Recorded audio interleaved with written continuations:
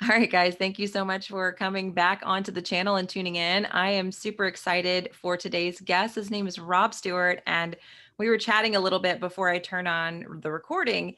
I've been following Rob since I started Carnivore well over 2.5 years ago. I will link his YouTube channel in the show notes in the information section for you guys, but I'm super excited to talk to Rob and really share his story with you guys today. So thank you, Rob, for being here today. Thanks for having me. I'm excited too to talk shop and share and have a fun conversation about all this wild and crazy world of health. It is. It really is. And, you have a pretty compelling story of really struggling with your skin. And I think that was one of the things that just never healed for me doing autoimmune paleo or vegan or anything I did was the skin. So, if you don't mind, just do like a little brief intro about what you do and how you got here. Yeah, so I was your pretty typical story. I had sensitive skin as a Mhm. kid. Nothing really diagnosed, but I always had kind of a perpetuation of having like itchy, flaky scalp, and it was never kind of an issue. And my parents are a little bit old school, where it's like if you're not broken or bleeding, like you're not going to the doctor. And I'm so glad that they're that way. But as I kind of progressed, I would have really severe reactions to like playing in a grassy field. I'd come home with hives all over my body. Um, I would get an itchy sternum here and there that would kind of flare up and go away. Um, and then when I was about 9 years old, I had tonsillitis, strep throat 9 times in 1 year. So Oh they my God. pulled my tonsils out and gave me, throughout that year, tons of antibiotics. And I think that might have been kind of the crux of my gut biome and my immune issues. Fast forward to late high school, early college, started to have weird itchy things popping up more often rather than just my scalp and my sternum during times of heat or during times of sport. It started kind of popping up like in my armpits and a little bit in my T-zone. And I thought it was just like, I was a wild boy. And I thought, hey, I get some weird skin stuff. I have sensitive skin and I'm a redhead. So it's normal.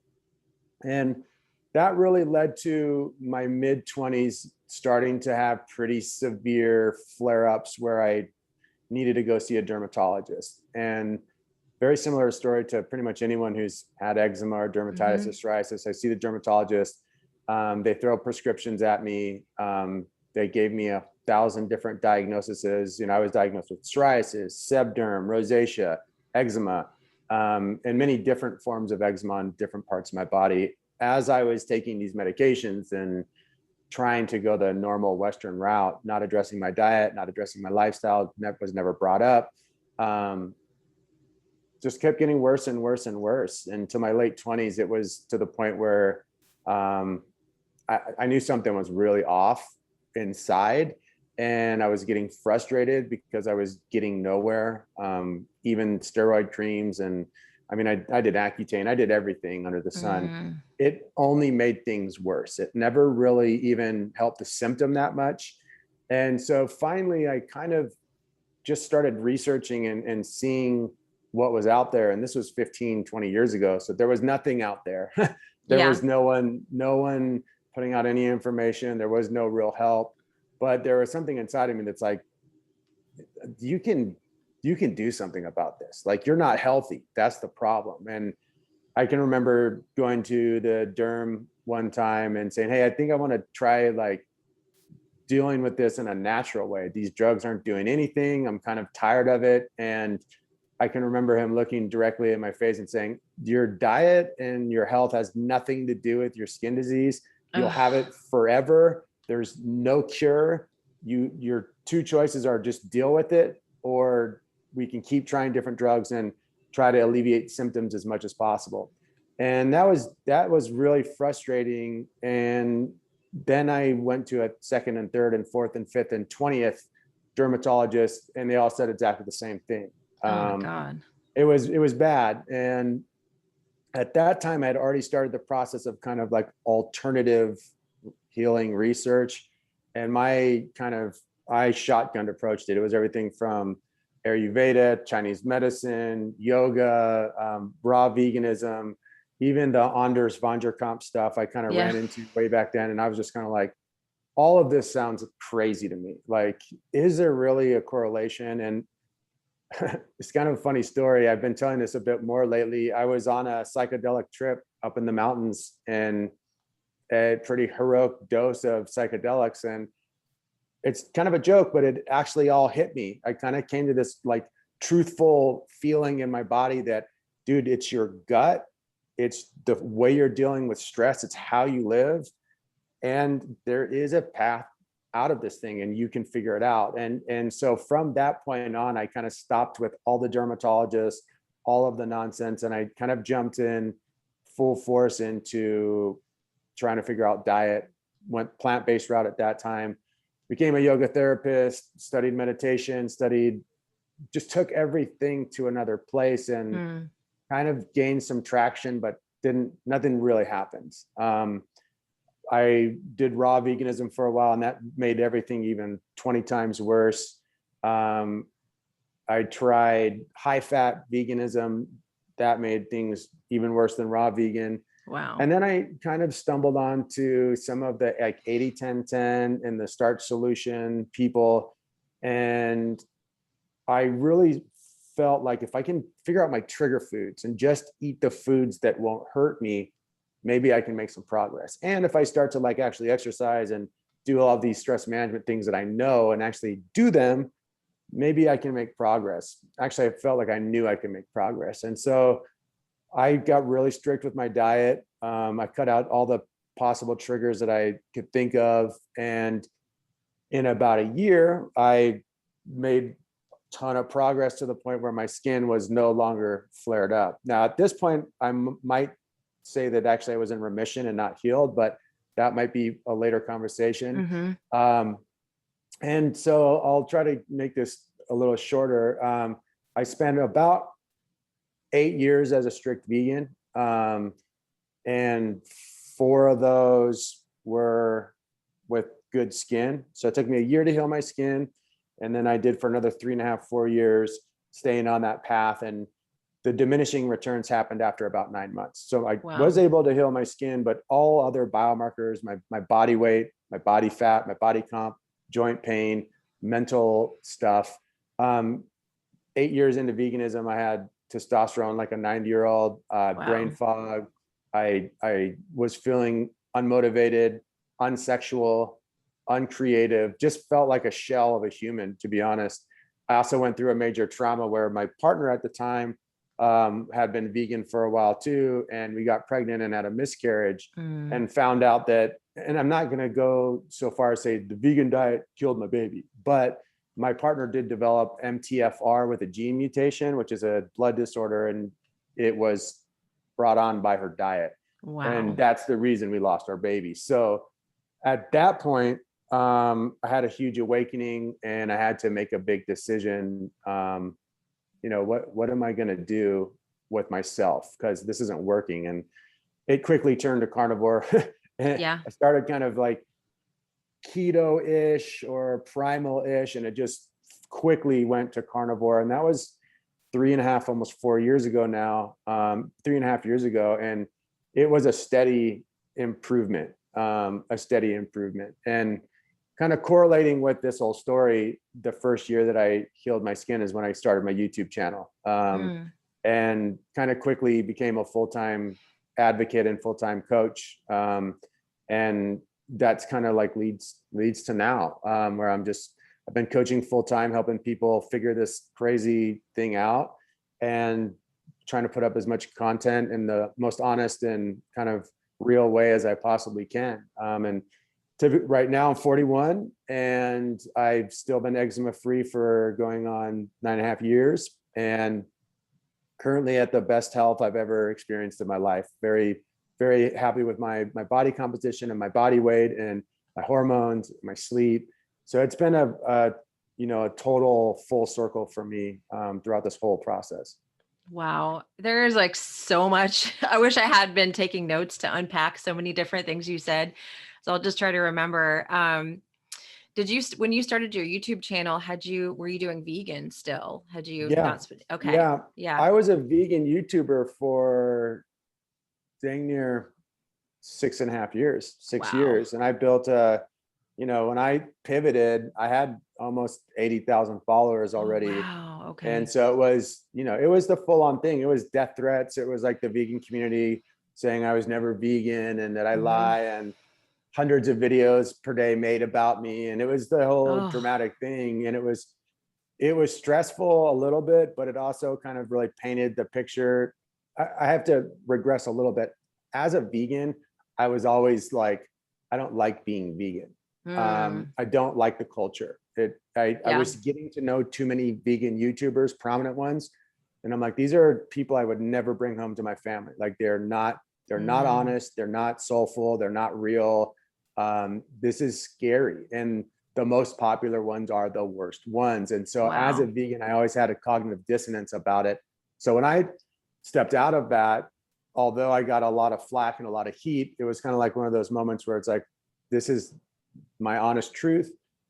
This is totally freeing.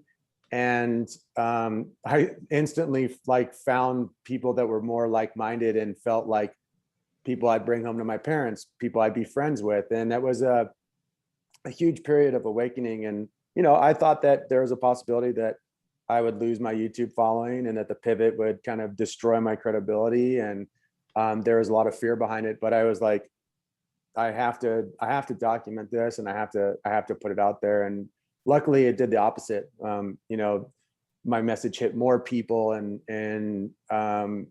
it was just a very positive thing besides all the craziness with the Yeah. vegans.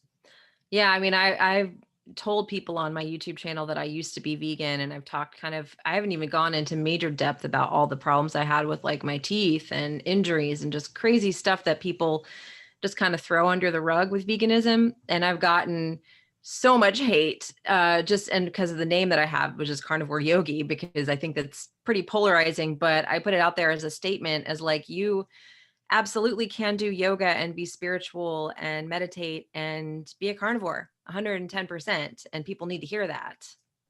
Yeah, and I still talk to a lot of people in the yoga world, and as you probably know, one of the first kind of like major concepts in the eight limbs is ahimsa. Yep. And I take ahimsa to a further place. And this might come off as a little black and white, but I kind of tell humans, hey, if you're not eating a human diet, you're breaking the first rule of yoga. Like you can't be a yogi and call yourself a vegan because you're destroying your body. And so where's the Yes. ahimsa in that? That is exactly the conversation. I mean, I was strict vegan and I was doing a 5-day pranayam training with one of my teachers. He's Kripalu trained, has been teaching for 20 plus years. And he took me aside and during the training and was like, Sarah, you don't look good. You are very skinny. You're losing hair. This is not a good look for you. I know what you're trying to do. I know ahimsa is what you're trying to do, but you are causing violence and harm to yourself.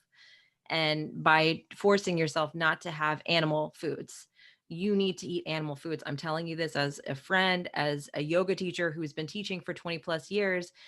It's not mutually exclusive. You can do this and you can do it the right way. And it was like, it took me probably another month or so before I was willing to start eating animal foods again. But it really did make me think about what is ahimsa, because that's the first thing the yoga people come after you with is like ahimsa, ahimsa. And it's like, dude, if you're sick, you can't help anybody. If your body's falling apart, how the hell are you going to be of service to anybody? Yeah, exactly. I mean, ahimsa and satya, those are the kind of Yeah. the two big ones for me. And, both of them, when I really go deep into them, they circle back to, well, you're part of nature and you're part of the cycle of life. And if you look at animals and you look at the truth of what's out there, I'm not greater than, I'm part of. And I feel strangely more in tune and empathetic to other humans and animals as a person who eats a huge amount of animal foods, animal-based eater. And I never ever was able to get to a place with my spiritual growth or my emotional growth as a strict vegan. And maybe it was a mental block, or maybe it was just truly out of balance with nature. And so both those concepts, non-harming self and others, and deep, truthful honesty, leads me to exactly where I'm at. You know, I'm resting in both of those spots and still consider myself a total yogi. Yeah.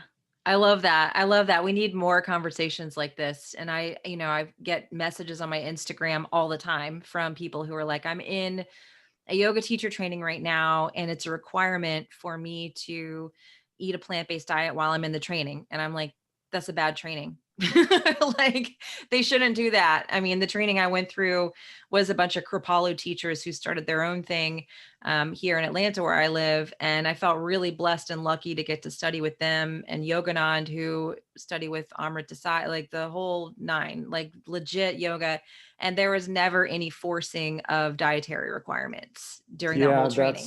that's awesome. And I think that that's becoming few and far between, Yeah. unfortunately. I was super lucky too. I studied in San Francisco and in Oakland at Purusha Yoga, which is a very small yoga school, and it's very kind of like old school. But both of the teachers, the main kind of mentors I have, Joy and Adnan, who were a couple at the time, they both ate very clean and healthy, but they ate animal foods. And Yeah. that's when I was kind of like really going deep into my vegan thing. And I felt fortunate then that they were like, you have to find your own path with this. Yeah. And it's not a one size fits all thing.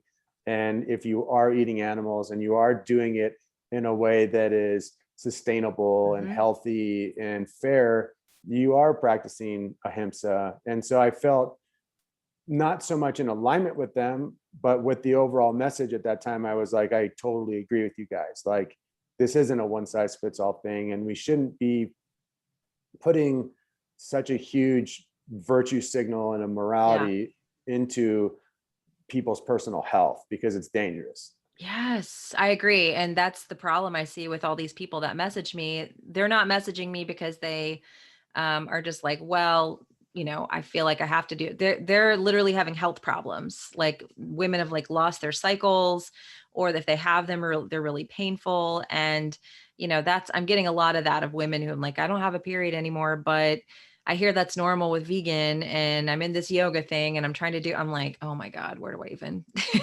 I know it's hard to start to unwrap it with people. It's like, yeah, it can be very challenging, because it's, as we were kind of chatting before we went live, is there's a big machine. I don't like to call it a propaganda machine, but there's very intelligent marketers out there that have quadruple the budget that ranchers have. Yeah. And they've been pulling the same stuff since the late 80s. Like the whole demonization of cholesterol came from literal research done by Kellogg's cereal company. Yes. That was hook, line, and sinker, took by the FDA and all the other governing bodies, and they were like, okay, we'll pump this message to you, because if we also lower your taxes, we're going to end up being able to make a lot more money together. And it changed the scope of people's understanding, and it put us on a trajectory towards where we're at right now. Yep. I agree. It's crazy. Oh man. Well, to back up a little bit, I feel like we could just talk about so many different topics. I do want to hit the skin stuff, because I have a lot of listeners that even do carnivore and still struggle with some skin issues. So when you say that you were in remission but not quite healed, can you delve into that a little bit further? Yeah, and I don't know if that's the case for me. There's a chance that I might have been healed. I didn't test it in the way that I do now. But what I mean by that, it's a new concept that I've been playing with, because a lot of my former clients, in a very short-term period, using the plant-based vegan diet, went into remission. And then with that same diet, everything came back twice as bad. And so that's not being healed. If you're healed or cured, then the same kind of general diet, you might have to refine it and change and shift here and there as things change in your life.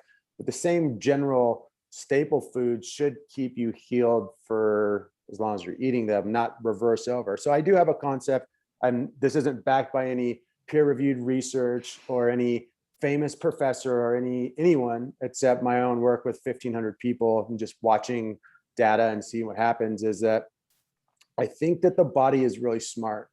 And if you put such gnarly issues in front of it, it's going to compartmentalize and prioritize them. And for me, I do think that I was in such a heavily catabolic state that my body literally was like, dude, we're not worried about your skin because we need to save your life. And when that happens, the inflammation isn't going, the autonomic nervous system inflammatory response, the fight or flight, stops worrying about, we'll stop messing with the skin, and because we have work to do now and protects your vital organs and your hormonal structure and your brain. Your body wants you to make babies, and to make babies, you have to be intelligent and strong and virile and supple. And when those things are being attacked, it doesn't worry so much about your skin. And so I think that the remission happens from the vegan plant-based approach or the over cleansing approach in that way. And then when people start to add foods in and start to heal, things can get better before they get worse. And I mean, across the board, I know so many vegan YouTubers that I used to kind of be in contact with that they had a nice year or year and a half. Yeah. And told the world, like, I'm cured, this is the best thing ever. And now they still deal with flare-ups. And I guess a caveat to that is they're still coaching and putting out ebooks saying how to cure eczema. So it's frustrating. But that's kind of the general idea, is like, the difference between remission can happen in a negative way or a positive way, but being healed and cured, to me, is the goal. And what that means is you're not in the place where you're managing symptoms. Being cured and healed means that you don't have symptoms. Like, I haven't had flaky, itchy, tingly, red, anything in 9+ years. I would call that healed and cured. And not that there's anything wrong with when you're on the journey of dealing with symptoms, because I was there for a ton of years too. But I think that if we can change the narrative in the community and start being more honest about the vocabulary we're using, be more impeccable with our word, we can give people a higher ceiling to shoot for. And when you're cured, like, for instance, I put out a video, gosh, it might've been 2 weeks ago. I put out a lot of videos where I ate all my trigger foods in one single day. I drank coffee in the morning with a croissant. I took a couple of shots of tequila. I ate whole wheat bread with mayonnaise and Miracle Whip and lettuce and tomatoes. And I might've eaten something else random too, like Snickers or Skittles or something. Wow, sounds like quite a day. Yeah, it actually was horrible. Like, the video, I was kind of making fun of myself, like, this doesn't taste good. Like, this is kind of crappy. But what I showed was that nothing happened to my skin in any way, shape, or form. Now, if I would have kept that up, obviously, long enough, things would come back. I would have earned my bad health again. But it's just the idea of, like, when you are totally healed and you're supple and your body is in a strong place, you do have more wiggle room. And it also becomes a lot more easy to stick with the foods that heal you, because they start to taste better than the other crap anyway. They do. Yes, I agree. And I went to the beach a couple weeks ago with my daughter, which was, you think a vacation would be fun, but it was stressful. And I made a decision to get this turkey wrap with just crap food that I would never eat. I mean, I'm super animal based. I don't even really eat a ton of carbs. If I do, it's, something that's like low anti-nutrient. I'm super careful. But I was just like in an F it kind of a mood. And I haven't even told a lot of people about this. I haven't made a video about it, but I ate this wrap that had like regular mayonnaise on it and regular pasteurized cheese. And then I followed it with some regular ice cream, which was like a major no-no for me. And I ate that at like 4:00, and I didn't need to eat anything until the next day, obviously, but I was fine. My sleep was fine. I was kind of waiting for some big reaction to come, but it just didn't show. And like you were saying, you don't want to do that every single day, but that kind of shows, like, if you can do that kind of thing and you don't have some horrible, crazy reaction, that your gut is actually healed. 100%. And I can honestly say that if I were to have done that while I was plant-based, I would have had issues. Yeah, for sure. Because I had issues already plant-based, like, I fell into the dogma with that of like pooping 7 times a day is super healthy. Yeah, like normal. That's great. Like, green poop is normal. That's totally great. And being bloated constantly after meals that's just what humans do. And it's been a just a total contrast, and it's almost like the past 3.5 years being carnivore and animal based, it felt like I've come into a different experience as a human altogether. Yeah. Yeah, it's amazing. Just, I don't know. I made this video that went viral. It was like one of my first YouTube videos, and it was with my phone. It was just so basic. And I was like, yeah, here's some weird stuff that's happened since I went carnivore. But just weird stuff like my sense of smell, like, was off the chain all of a sudden. All the plaque kind of just like fell off my teeth. I didn't have to wear deodorant anymore. I went to a hot yoga class and forgot I was wearing so much deodorant, even on AIP.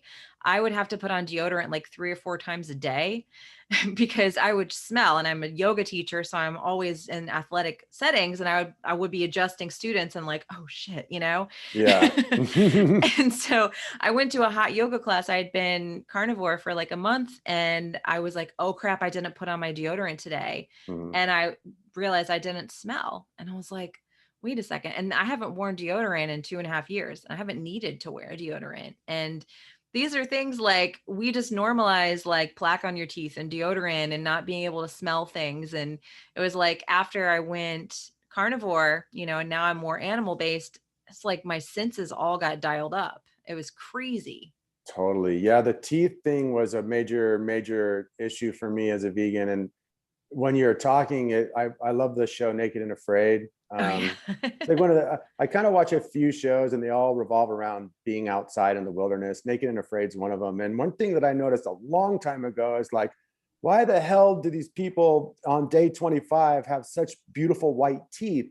They haven't brushed their teeth. They have had no dental hygiene. They haven't flossed, but their teeth are noticeably different than when they started, like glowing. And it's because, Yep. well, hey, dumbass, it's because they're not eating any sugar. They're not eating any processed foods. They're intermittent fasting. They're moving their bodies 12 hours a day. And the food that they are eating is animals directly from where they're at. And it's like, that was one of those light bulb moments as I was leaving veganism that was like, oh shoot, like maybe I can heal my teeth Yes. too. And my teeth, You've had a I'm lot of issues with your teeth. I've watched some of your videos. Let's talk about that for a second. yeah, so there's been two phases with it. Phase one was like I was having constant cavities, root canals, all sorts of crazy stuff. And I was practicing, and of course online the vegans attack me for this. I was practicing perfect hygiene. When your teeth Mm, go to shit, you do floss once, twice a day. You do brush after every meal. You yeah. do follow what your dentist tells you to do because Yeah.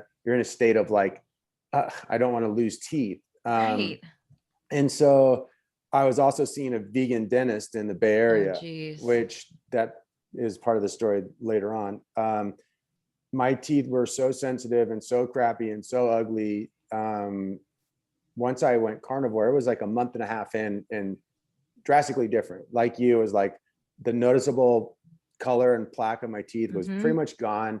Sensitivity was absolutely gone. Um, I felt like some of the small cavities remineralized and went away on their own because I was supposed to have dental work done. And I just said, screw this, I'm going to do this for a while. Came back and he was like, yeah, you're fine. There might be some problems with those fillings and caps you have from that vegan dentist, but we'll worry about that later. Well, lo and behold, mouth feeling great. And maybe about a year and a half ago now, I had a weird little cap tooth that popped off. And I looked inside of it and it was black. Oh, And I crap. was like, oh shit, like this is not good. This is real bad. Wasn't experiencing any pain. Luckily, went to the dentist and ended up getting 4 teeth pulled. All teeth were former teeth that were fixed by the vegan doctor. I'm not saying the vegan doctor was dumb because he was vegan, but it's just kind of funny and adds to the story of my Yeah, life where I'm it like, really does. really, man, like, is this ironic or what? And I'm still in the process now of fixing those things, which include most likely having to do implants Mm. or leave a whole nice side of my mouth with a row of 1, 2, 3 teeth completely gone, Oh, which has been a whole experience of its own. But again, I went and got them pulled, and the dentist and the doctor who pulled them out was like, "You're gonna it's going to take like 6 months to heal. And it took me a month and a half. And they were like, dude, Wow. like that was you're ready for the next step. And so all my other teeth have been cavity free, totally good to go, and just kind of on a normal hygiene schedule, and still dealing with the stuff from the teeth I had to get pulled. But my journey continues. Yeah, that's the one thing. When I was vegan, I got cavities for the first time in my life. Like I had not had a lot of cavities growing up. I had always had this great dental record. I've always been a girl that loves steak though. I mean, when I was a kid, we used to have this place called the Big R, Ryan's Steakhouse. And I would beg as a kid to go to Ryan's so I could get a steak. Like I've always been a big meat eater until I decided I wanted to do this yoga thing and be a teacher. And I thought, I've been teaching for over a decade now. And I thought if I was going to be legit, I had to go all the way. And then one of the things that happened, and, on top of all the other weird stuff, like all the injuries that never would heal, was the teeth. And it's been crazy that since I've been on animal based, my teeth have been in amazing shape. Yeah. I mean, it's no surprise once you're on the other side. And I too, I didn't have I hated brushing my teeth as a kid, and probably didn't do it as many days as I could get away with. But my family's a very traditional, Irish, Scottish, from Scandinavia family. And we ate dinner as family together almost every night. My mom cooked really good meals, and they were based around some animal protein, and then some smaller sides of things like carrots, potatoes, kraut, whatever. But there was always a healthy dose of animal foods and milk and cheese from the best sources that they knew how to get at that time. Mm-hmm. And despite having pretty crappy oral hygiene as a kid, my teeth were fine. They were totally fine. And it really didn't start going downhill for me until I was strict vegan. Yep. And that's one thing I talked about I think I was on someone else's podcast with my daughter. Even though we've had all the issues with her, I pretty quickly put her on like gluten-free, dairy-free, and just heavily meat-based. Like I would get grass-fed beef and make her little burgers when she was little. So she's been a big meat eater. And I had to have braces and all kinds of crap when I was in high school. So did my husband. But she's got these like gorgeous, perfect teeth and this nice kind of a wide jaw. And meat's always been something like good grass-fed, high quality meat's been something that she's been eating her whole life. So that's one thing we've got going for her. Nice. Yeah. I mean, I'm sure that's going to be super impactful. And the whole thing with the jaw structure, Yeah.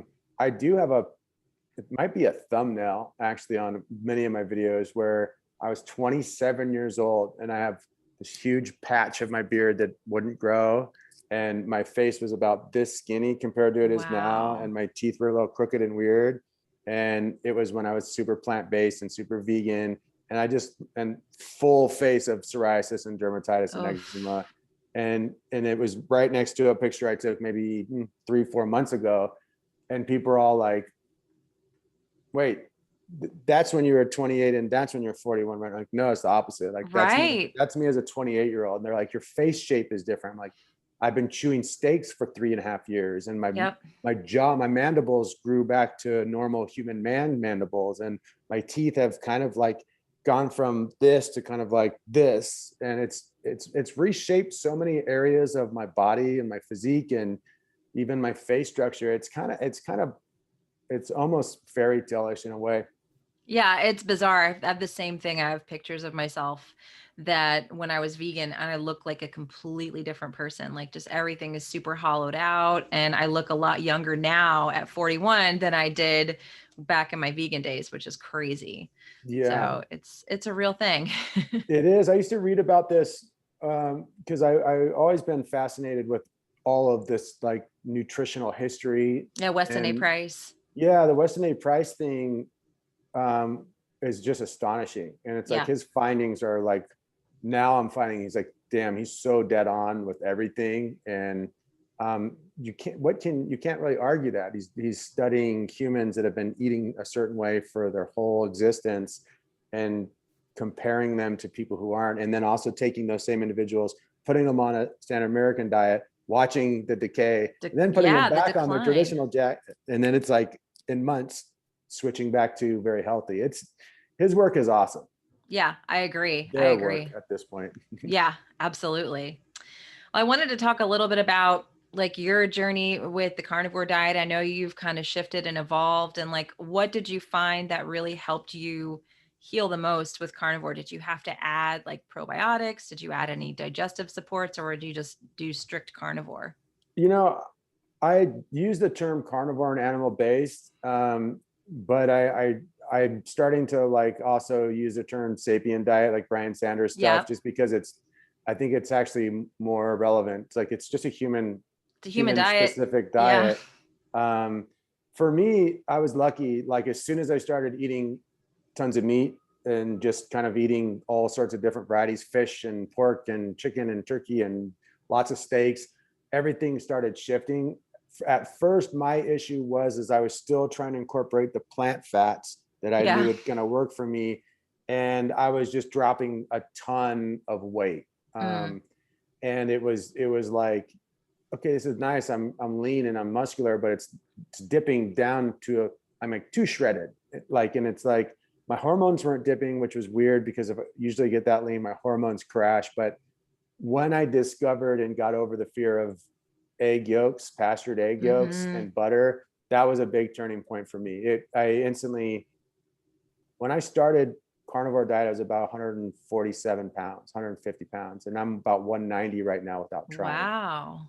In the first year, I gained 35 pounds and my body fat didn't rise at all. Wow. So it was like my genes turned on, boom. And it was very small progressions and learning things like, okay, I can use butter and I can use duck fat, and I can get a tremendous surplus of calories by not just eating the proteins, but by eating a wider variety of animal foods and then incorporating these overt fats as much as I please. And I'm really big on, even with carnivore diet or whatever label you want to put on your diet, it's got to be custom and personalized from head to toe. And for me, where that looks like now is it kind of evolved into different stages, kind of first keto, then ketovore, and then very strict carnivore, almost like beef and salt and water, and that's about it. And then the egg yolks, and then now I do eat some fruit often. I do eat some raw cheese. Some days will do 1,500 calories of raw cream, like full fat, oh my God, whipping that's cream, so good. basically. Yes. That's like my lifeblood. Wow. And so I would probably be in the range of like pretty low carb, sometimes zero carb at times, but my fat and protein are pretty high, and my calories are pretty decent on a daily basis. I'm like, I'm 3,000 plus carbs a day. Yeah, that'd be great. 3 to 4,000 calories a day, and I feel really good. I do right now. I have to, preface this. I move my body a lot. You do. And if I was less, a little bit more sedentary, if I was just like did my 3 resistant training workouts per week and then just kind of chilled and maybe walked around a little bit, I would probably be closer to like 2,000, 2,500 calories. But I'm a weird guy. The more I move, the better I feel. And I love to play little games with myself. Like the last 6 months, I've tried to move my body more than I'm sleeping. I saw that video. Yeah. And it's like, it's changed everything. Like, again, it's like another shift. Like I'm bigger and heavier than I've been in a long time, but I'm also like, I have abs. It's weird. Wow. That's crazy. Yeah, I feel better when I move a lot more too. And then just getting sunlight, which is another thing. I know you're big on getting sun too, and you have that red hair and the light complexion. So do you think eating an animal-based diet allows you to kind of experience the sun a little differently? Completely differently. And I'll give a little bit of a graphic story because that's what people like, right? As a plant-based eater, I knew that sun was important, and so I would sunbathe and try to be cognizant of it because I was fair skinned, and I'd go out into the sun and my skin would kind of burn a little bit. And that was weird because I've always had a decent tan for, I'm Scandinavian, so that I kind of tan, kind of burn, just depends. Yeah. But as I started eating the hormonal precursors to actually be able to use the sun as vitamin D, which vitamin D is a huge hormonal precursor, I can strictly remember I ate a bunch of yellowtail and raw salmon sashimi. And I think it was for the first time I had like a couple pretty big bites of raw meat. And I was with my partner at the time, and I was sunbathing, and something different happened. Like I was feeling like I could feel the hormonal thing happening in my body, like blood flow happening in my erogenous zones from the sun. Like the sun hit me there, and Wow. it like, you can use your imagination. It filled with blood. It pumped my circulation, and my skin tone has never been the same since then. Now it's like I have a tan year round. I don't burn. Like I don't have any type of like typical ginger skin things. Yep. Like I was outside yesterday for probably 15 hours, and I mean, you can see me, I'm just Yeah. normal tone. Yeah. And so my whole idea of like sunscreen and what the sun does and how the body even utilizes the sunlight is just totally changed. I almost would like to try to change the narrative of it called vitamin D. It needs to be called hormone D. Agree. Because it's you don't get it from eating food. Vitamin D No. rich foods or vitamin D enriched foods, they most definitely don't hurt, but they're not doing the same thing that cholesterol, saturated fat, omegas, and full complete amino acids in your body combined with the sun do. Yep. Drastically different thing.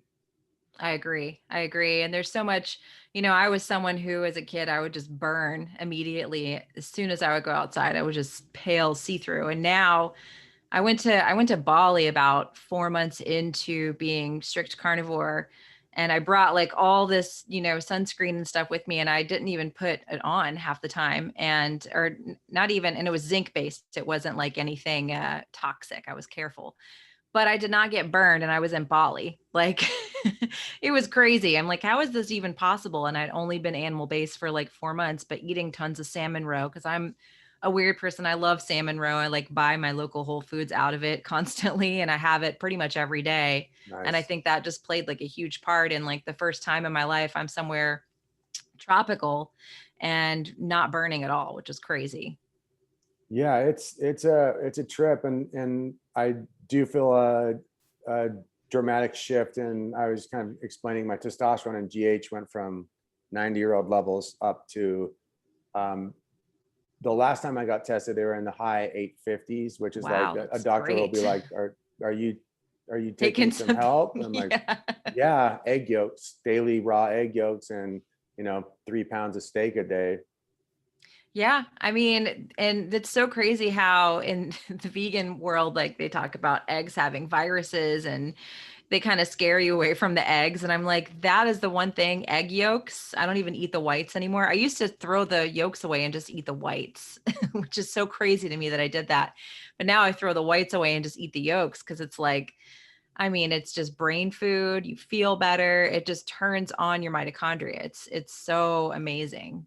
Yeah, it's one of those kind of like major issues, and I won't even bring his name up because I don't like to give him any publicity, but there's some total yahoos out there who have spirit guides who tell them how to Oh heal God, please. people, and they have So whole stupid. campaigns against eggs. I mean, and they use such derogatory propaganda, psychologically marketed terms, negative word association, virus. Yeah. He used the word AIDS one time, Oh my God. AIDS and eggs.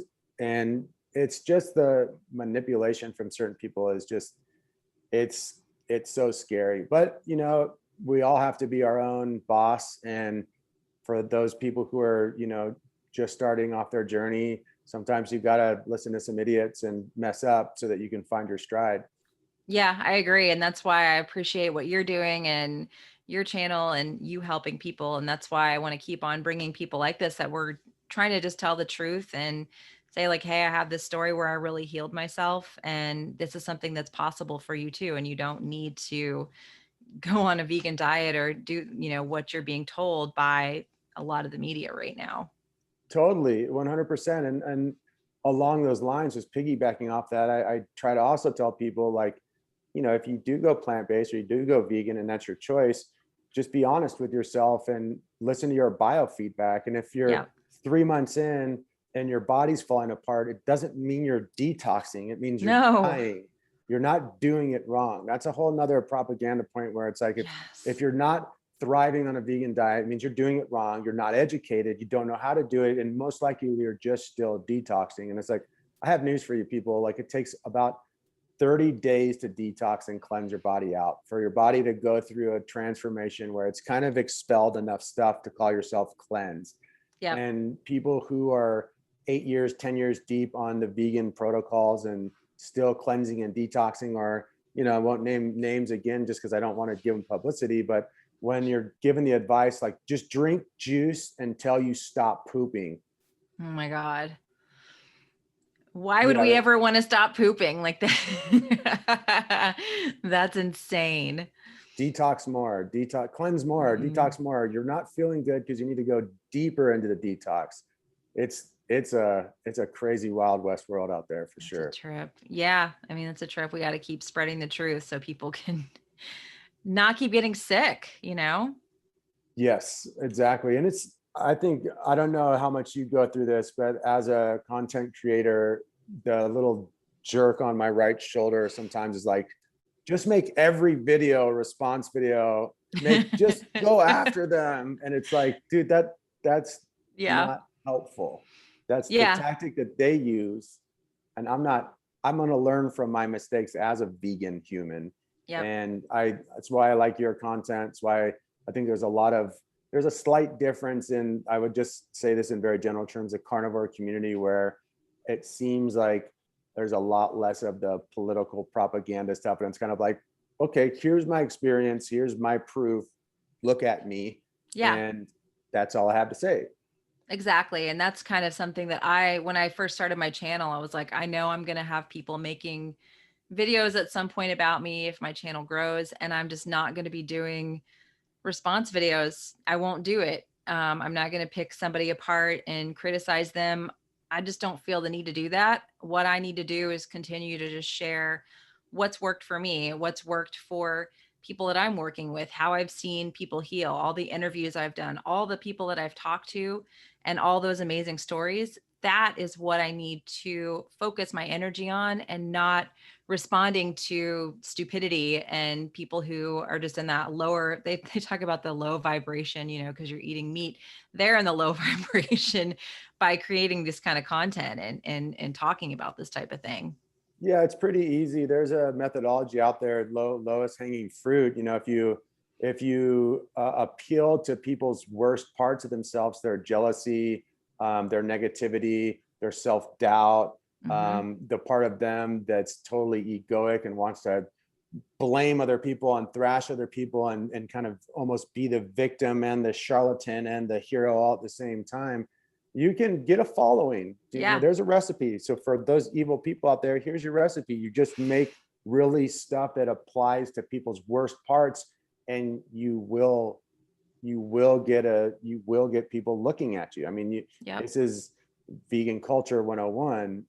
And maybe for people who are listening to this, who are in the process of content creation or wanting to create a platform, it doesn't matter how many likes and followers and comments you get. If you're just putting the truth out and you're doing it in a way that's really honest, and you're doing it in a way that's good, and you're performing well, your community, big or small, will be real, and it will be really worthwhile. And there's a if you can hold back from the negativity, you'll be rewarded when you go to bed tenfold.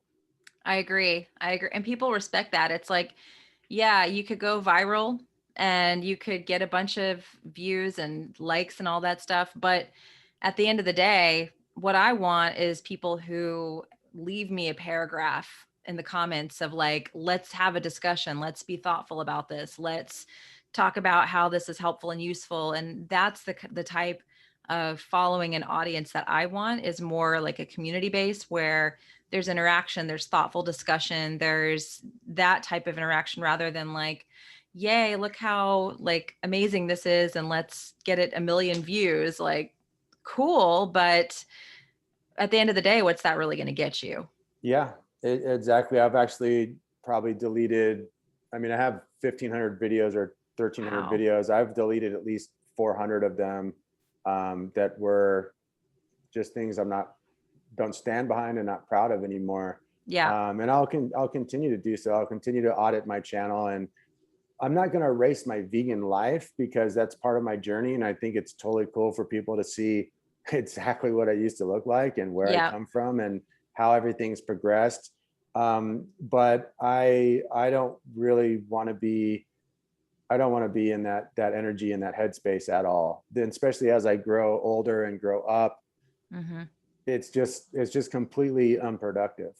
Yeah, I agree. It does. What is it? Like I said, what does it bring you at the end of the day? Like before you go to bed at night, how do you feel? You know, Right. like what does that do for you? Just, And does it help me reach my goal? And what my goal is super simple, is like I just want to reach as many people who have autoimmune and digestive issues and skin health issues, realize that you can naturally, without drugs, completely have a healthy, free, abundant life. And if I make content, it has to serve that goal, or yeah, I'm not going to do it. I agree. I love it. I feel like we're definitely on the same wavelength with that. And, you know, speaking of clients, we're getting to about an hour here, so we'll wrap pretty soon. But I do want to talk a little bit about how you have grown as a coach and how you help people. Like, what does that process look like for you?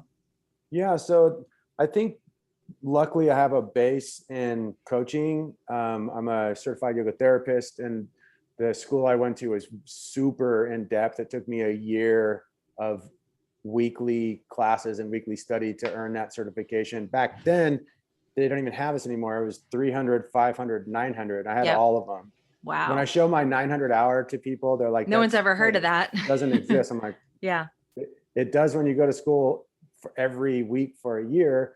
And I have a background, I have a degree in behavioral science. I've done almost a full master's in transpersonal psychology and MFT. And I'm a ex-athlete, played Division I baseball at the University of Utah.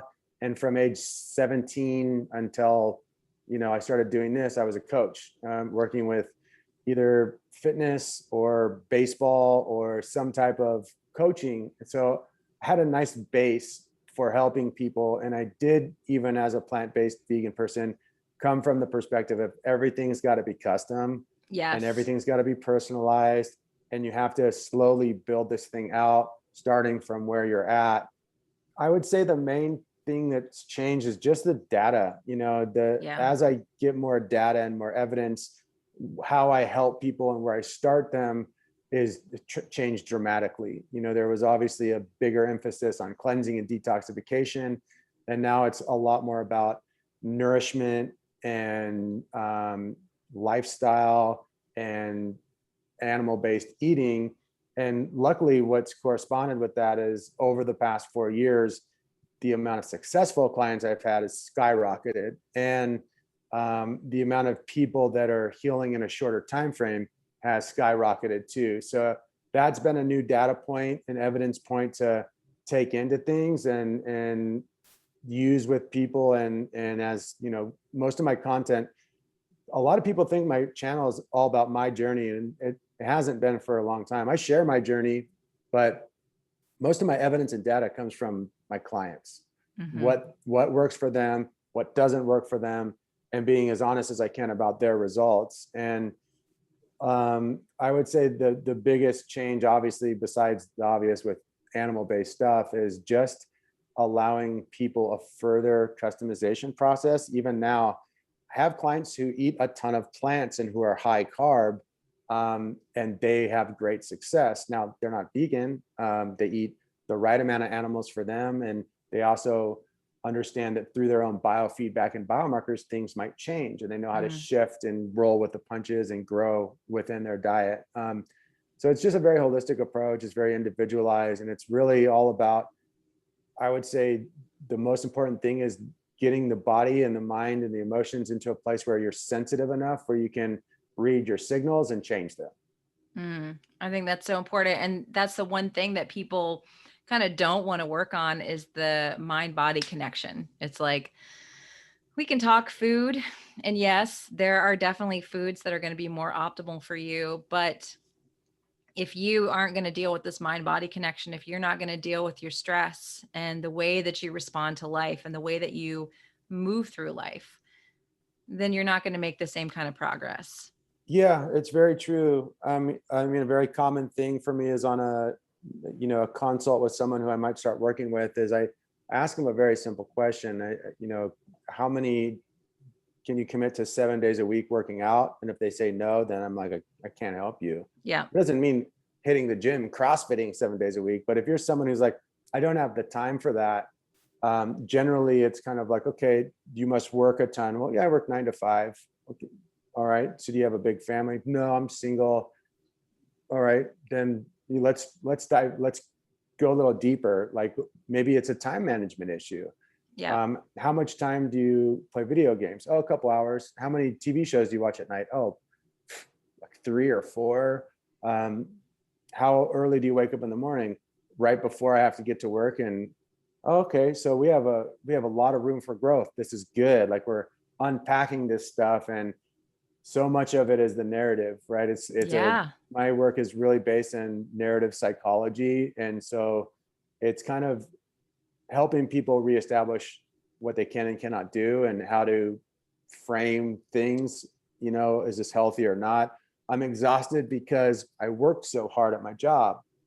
No, you're exhausted because you stayed up till 4 a.m. eating off to porn, playing Fortnite, and watching stupid ass shows on TV. That's why you're exhausted. And if you can reduce those or skip those altogether, and you might fill that void that you're trying to with that waste of time anyway.